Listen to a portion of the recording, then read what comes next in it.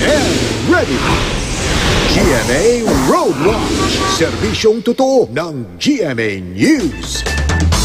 Alamin naman natin ang sitwasyon ng trapiko sa ilang pangunahing kalsada sa mga oras na ito. Silipin natin po mga kapuso ang daloy ng trapiko sa EDSA Ortigas. Ayan po mga kapuso, mukhang maganda po ang takbo ng mga sasakyan, wala pong kaproblema. Yung nasa kaliwang bahagi po, yung nasa kaliwang bahagi po ng inyong TV screen, southbound po yan, papunta ng Shaw Boulevard at Makati.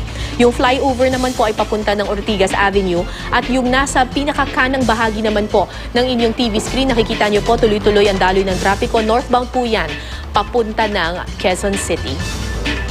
Samantala, iniulat sa atin kanina ng ilang Wazer ang isang aksidente sa C5 northbound sa Bonifacio Global City. Ito po yun mga kapuso dito po sa area na ito. Kung nakikita po ninyo, yan pong mga streets na yan, yung Centaur at saka Eastwind, dyan po nangyari yung accident na ito. Ayon sa Taguig City Traffic Management Office, isang sasakyan po ang nasangkot sa self-accident. Ibig sabihin, wala siyang kabanggaan pero nagkaroon po ng aksidente. Naitabi naman raw sa gilid ng kalsada ang sasakyan pero nagdudulot po ito ng mabigat na daloy ng trapiko. Ayan po, nakikita po natin ito pong C5 na ito. Bukod po dito sa road construction na naitala po, nai-report po sa atin ng ating mga Wazers, ay meron pa pong aksidente dito. At ito ang dahilan kung bakit pulang-pula po ngayon itong C5 at itong traffic na ito, ibig sabihin po yan, heavy traffic yan.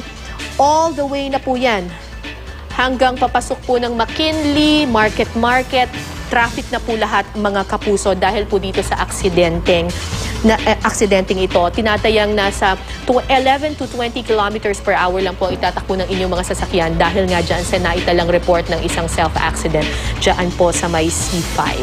Yan po ang latest mula sa GMA Road Watch. Maaari nyo ring i-download ang Waze application sa inyong smartphone at sumama sa lumalaking Wazer community.